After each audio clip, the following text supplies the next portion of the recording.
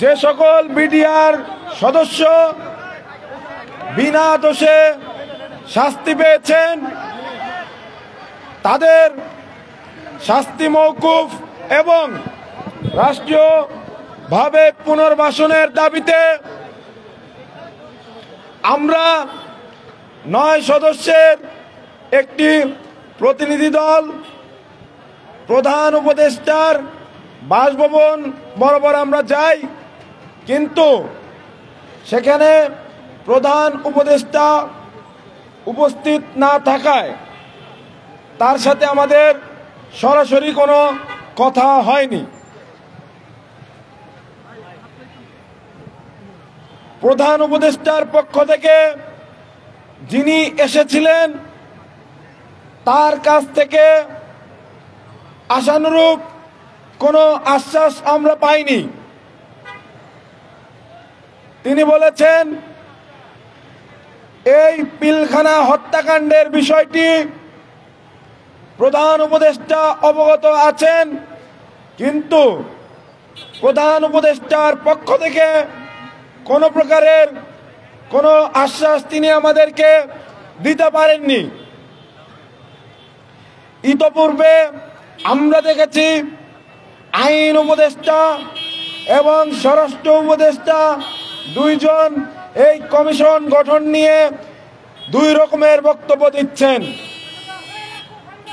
আমরা বলতে চাই সরকারের ভেতরে যদি পিলখানা হত্যাকাণ্ড এবং এর ফলে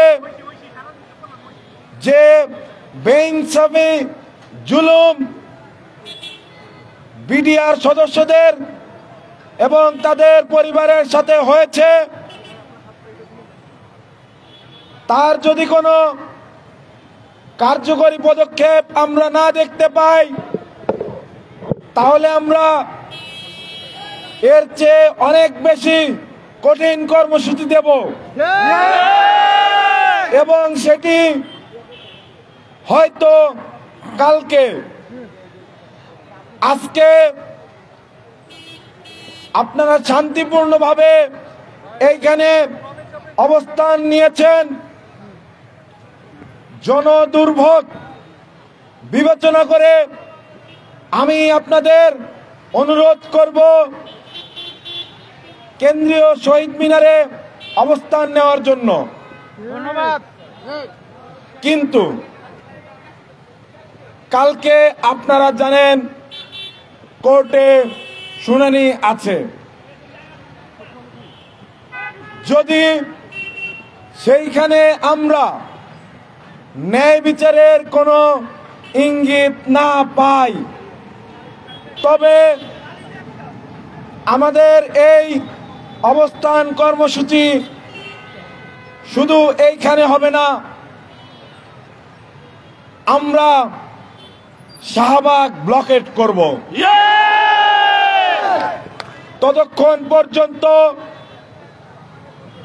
বিডিআর ক্ষতিগ্রস্ত বিডিআর পরিবারের যে সকল সদস্য আছেন তাদেরকে আমি অনুরোধ করব দয়া করে কেন্দ্রীয় শহীদ মিনারে গিয়ে আপনারা অবস্থান গ্রহণ করুন, যেহেতু আমাদের সাথে মা বোনেরা আছেন। ধন্যবাদ সকলকে। আচ্ছা, আপনার কাছে একটা প্রশ্ন। আপনারা তো সাব্বির আহমেদের সঙ্গে কথা বলেছেন, এপিএস, আপনি বলেছেন সন্তোষজনক কোনো উত্তর দিতে পারেননি। আমি জানতে চাই যে তার উত্তরটা কি ছিল, বা আপনাকে কি বলে সন্তুষ্ট করার তারা চেষ্টা করেছে, নাকি তারা ব্যাপারটাকে গুরুত্বই দেননি? তিনি হলেন জি তিনি প্রধান উপদেষ্টার পিএস সাব্বির আহমেদ ভাই। তিনি এসেছিলেন, তিনি হয়তো জানতেন না আমাদের এই কর্মসূচি সম্পর্কে, কিংবা প্রধান উপদেষ্টাও এ বিষয়ে হয়তো অবগত ছিলেন না। আমাদের তরফ থেকে জানানো হয়েছে, উনি বলেছেন উনি অবশ্যই আমাদের বার্তা প্রধান উপদেষ্টাকে পৌঁছে দেবেন, কিন্তু আমরা চেয়েছিলাম ওনার কাছে শুনতে যে আর যেন শুনানি পেছানো না হয়, কারণ এর মধ্যে অনেকবার শুনানি পেছানো হয়েছে 5 আগস্ট পরবর্তী সময়। এর পাশাপাশি আমরা আজকে শহীদ মিনারে যে 7টি পয়েন্ট ঘোষণা করেছি, যে 7টি দফা স্মারকলিপির মধ্যে লেখা আছে, সেগুলো নিয়ে তিনি কোনো মন্তব্য করতে রাজি হননি। এজন্য আমরা কালকে যদি ন্যায় বিচারের কোনো ইঙ্গিত আমরা না দেখি, অফিসিয়াল কোনো স্টেটমেন্ট কেউ না দেয়, অবশ্যই আমরা শাহবাগ ব্লকেট করব।